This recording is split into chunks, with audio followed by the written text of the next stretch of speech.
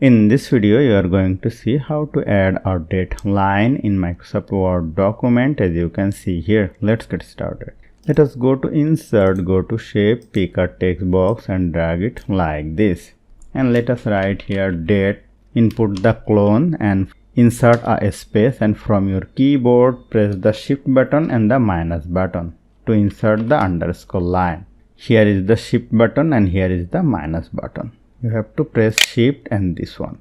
Now if you want to change the font, select it, go to Home. You can change the font from here.